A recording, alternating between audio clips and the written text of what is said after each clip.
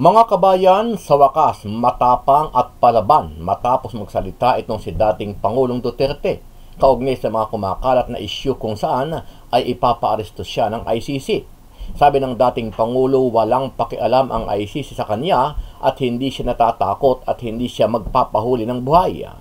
They do not have the jurisdiction over the case. Walang pakialam ang ICC sa akin. At hindi nila ako mahuli talaga. Pahuli nila ako patay. Sa kanyang live interview kahapon kasama si Atty. Panelo, sinabi niya na kung magpupumilit na pumasok ang mga tauhan ng ICC at aarestuhin siya, magkakabarilan talaga at uunahin niyang ubusin ang mga tauhan ng ICC. Sabi pa ni Pangulong Duterte, wag munang makikialam ang mga sundalo kung sakasakali dahil hindi nila ito away. Kaya pag pumunta nila ako, arestuhin nila ako dito, magkabarilan talaga yan. At uubusin ko yung mga niya. Kung gusto man sila magtangka talagang pumasok sila, unahin ko na sila muna. Kayong mga sundalo, tumabi muna kayo kasi hindi ninyo ito away. Bagamat nauna nang sinabi ni Pangulong Bongbong Marcos Jr. na hindi nila papayagan ang ICC na pumasok sa bansa, naninindigan pa rin kasi ang abogado at tagapagsalita ng War on Drugs sa victim na si Atty. Cristina Conti na patuloy pa rin gumugulong ang investigasyon ng ICC laban dito kay dating Pangulong Duterte at iba pang mga di umano ay akusado sa nakaraang administrasyon. Ayon kay ICC Assistant to Counsel, Attorney Cristina Conti, gumugulong pa rin ang investigasyon ng ICC. Pero kumbaga sa Pilipinas, nasa preliminary investigation pa lang daw ito. Maaari naman daw maglabas ng arrest warrant ang ICC. Pati si Senator Bato de la Rosa ay pangalawang inaakusahan at posibleng maaresto dahil siya ang Chief of Police noong panahon ni Tatay Digong at namumuno sa war on drugs or extrajudicial killing ni dating Pangulong Duterte. In the case of the Philippines, there could be two or more. If you ask me, most likely, Senator Bato will be among those who will be considered most responsible. It is because he has been mentioned in several documents issued by the Office of the Prosecutor. Samantala, ipinaliwanag naman ni Atty. Harry Roque na kung sakaling magkakaroon ng warrant at magkakaarestuhan, hindi pwedeng basta-basta dadakipin at ikukulong ang mga akusado dahil dadaan pa ito sa lokal na hukuman. Pagkahuli sa pamamagitan ng warrant of arrest, ihaharap po siya sa lokal na hukuman. Hindi po automatic na po pwedeng Rodrigo Roa Duterte, may warrant of arrest laban sa iyo. Sara Duterte, may warrant of arrest laban sa iyo. General Bato, may warrant of arrest laban sa iyo. Isasakay na namin ikaw sa eroplano, pumunta ka na sa Hague. Hindi po. Kinakailangan dalhin sa lokal na hukuman. Ano ang masasabi mo dito, kabayan? Naniniwala ka ba na magkakaroon pa ng arestuhan dito kina dating Pangulong Duterte kahit ilang beses nang itinanggi ng ating gobyerno ang panghihimasok ng ICC sa bansa? Sama-sama nating panuorin ang buong video at pakikomment niyo po ang inyong mga reaksyon at sariling opinyon. Pero bago yan, muli po ako nag-iimbita. Sa mga hindi pa po nakasubscribe sa ating channel na Kabayan News PH, pakipindot po ang subscribe button at pakiclick na rin ang notification bell para lagi kayong updated sa mga bagong upload natin na legit at napapanahong balita. Maraming pong salamat. Hindi raw kailangan ni dating Pangulong Rodrigo Duterte ng tulong ni Pangulong Bongbong Marcos tungkol sa umano'y warrant of arrest niya mula sa International Criminal Court. Nilinaw din ni Duterte na wala siyang planong patalsikin sa pwesto si PBBM. Ilang araw matapos banatan ng mga Duterte si Pangulong Bongbong Marcos, iginiit ni dating Pangulong Rodrigo Duterte na wala siyang planong patalsikin si PBBM. Sinabi niya yan sa isa niyang panayam sa radyo kasama si dating Presidential Legal Counsel Salvador Panelo. I am not for the ouster of Marcos.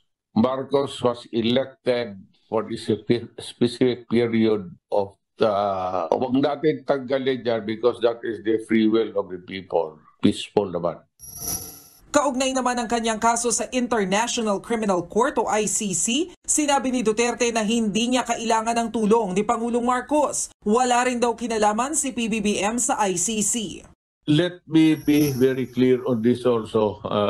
Mr. Marcos has nothing to do with the ICC. As a matter of fact, I am not asking for his help. He was not the one who asked the ICC to come here to investigate. Ako na ang bahala sa sarili ko dito. I will deal with the ICC myself. Sa issue naman ng arrest warrant, mismong sa bibig na ni Duterte nanggaling na hindi siya magpapahuli ng buhay sa ICC. They do not have the jurisdiction over the case. Walang pakialam ang ICC sa akin. At hindi nila ako mahuli talaga. Mahuli nila ako patay. Nagbanta rin si Digong sa mga susubok na hulihin siya. Kaya pag pumunta nila ako, arestuhin nila ako dito, magkabarilan talaga yan. At uubusin ko yung mga niya. Kung gusto man sila magtangka talagang pumasok sa sila. Unahin ko na sila muna. Kayong mga sundalo, tumabi muna kayo kasi hindi ninyo ito away. Ayon kay ICC Assistant to Counsel, Attorney Cristina Conti, gumugulong pa rin ang investigasyon ng ICC. Pero kumbaga sa Pilipinas, nasa preliminary investigation pa lang daw ito. Maaari naman daw maglabas ng arrest warrant ang ICC. Ang warrant of arrest ay maaaring i-issue talaga ng International Criminal Court kapag panahon na at kumbaga eksakto na kailangang mag-cooperate ang isang akusado o isang iniimbestigahan sa investigation or kapag siya ay kakasuhan na magsisimula na ang trial. So it is more like a summons o patawag na, sige nga, can you shed light on what happened or what you did? Ayon naman kay Solicitor General Menardo Guevara, nagbaba ng direktiba si Pangulong Marcos na tanging Philippine National Police at ibang law enforcement officers lang ang otorisadong maghain ng arrest warrant sa bansa. Sa ngayon, wala raw nakikipag-ugnayan sa SOLGEN na kinatawan ng ICC tungkol sa umano'y arrest warrant laban kay Duterte. Pero nauna nang sinabi ng PNP na hindi nila ipatutupad ang arrest warrant para kay Duterte sakaling may ilabas ang ICC. Within the realm of possibilities that warrants of arrest could be issued against other persons aside from President Duterte. Posibleng hindi lang si dating Pangulong Rodrigo Duterte ang maaring maisyuhan ng warrant of arrest ng International Criminal Court o ICC. Ayon kay Attorney Cristina Conti, ICC Assisting to Counsel at abogado ng umano'y biktima ng war on drugs ng Duterte administration, maaring pati si dating Philippine National Police o PNP Chief at ngayon Senador Ronald Bato de la Rosa ay pag-uutos rin ng korte na arestuhin. Kabilang umano ang senador sa binanggit sa impormasyon o reklamo na nakahain ngayon sa ICC hinggil sa krimen laban sa sangkatauhan na nag-ugat sa gyera kontra droga. Partikular na rito ang operasyon ng Oplan Tukhang kung saan marami rin ang napatay dahil ang iba umano ay nandaban. In the case of the Philippines, there could be two or more. If you ask me, most likely, Senator Bato will be among those who will be considered most responsible. It is because he has been mentioned in several documents issued by the Office of the Prosecutor. Inihalimbawa pa nito si Russian President Vladimir Putin nang isyuhan ng arrest warrant ng ICC kaugnay ng gyera kontra Ukraine. May kasama pa itong ipinaaresto rin. Paliwanag pa ni Conte, hindi lang naman ang dating Pangulong Duterte ang posibleng nasa likod ng umano'y patayan sa panahon ng kanyang administrasyon. And when they found that there was reasonable basis to believe that there are crimes against humanity committed in the Philippines, President Duterte, then Chief PNP Chief Bato de la Rosa were among those named as probably responsible. Samantala sa nakaraang panayam kay Senador Bato, inamin itong natatakot siya na mapalayo sa kanyang pamilya kung sakaling ipakukulong ng ICC. Ngunit tiwala ito na hindi magkakaroon ng ebidensya laban sa kanya. Takot ko lang makulong, mapalayo ako sa mga apo ko. Yun ang kinatakutan ko na I love my apo very much. Tapos lalaki sila na ulit lang lolo. Ano ko dadalhin sa dahig yun, just in case makulong ako. Una nang umugong ang balita na anumang oras ay maaring ipapaaresto ng ICC si dating Pangulong Duterte. Mismong ang kanyang abogado at si dating presidential spokesman Harry Roque ang naghayag nito. Ano ba yung pagkakaiba ng preliminary investigation sa ICC at ano yung pagkakaiba sa proseso ng pag-aresto? Tutuluyan nilang arestuhin ng ating dating Pangulo. Ang preliminary investigation po sa Pilipinas is a statutory right. May karapatan ang akusado na sumapi sa preliminary investigation. Sa rules ng DOJ, kinakailangan mabigyan siya ng lahat ng complaint affidavit at lahat ng mga ebidensya ng mga nagrereklamo sa piskalya. Ang proseso po ng ICC ay nakabase nga po dun sa European system na ang tawag ay inquisitorial. Tanging mga prosecutors lang po ang nangangalap ng ebidensya.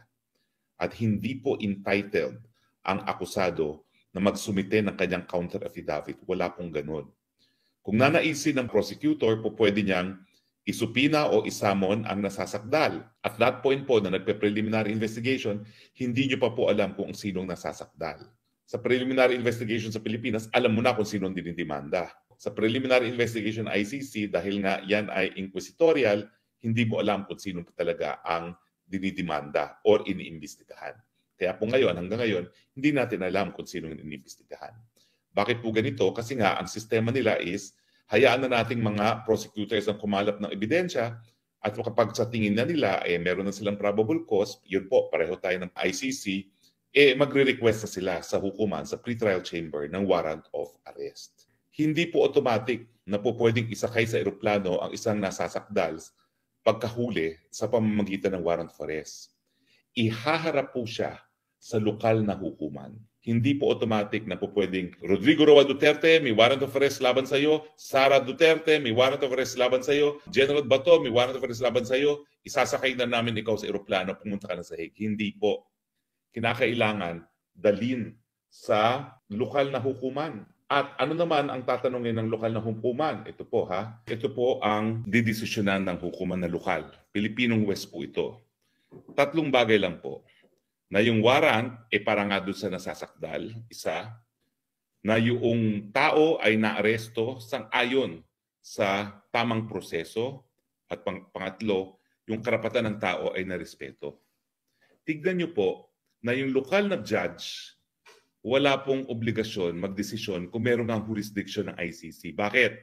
Kasi po, yan po ay pursuant dun sa tinatawag nilang competence of competence, na tanging ang ICC lang ang pwede magdesisyon kung meron silang jurisdiction dun sa kaso. Obligasyon lang ng lokal na hukuman ay tama yung taong inaresto, na siya'y naaresto sang-ayon sa tamang proseso at rinirespeto ang karapatan ng naaresto. At kung yan ay satisfied, tsaka siya isasakay sa eroplano para dalhin sa The Hague.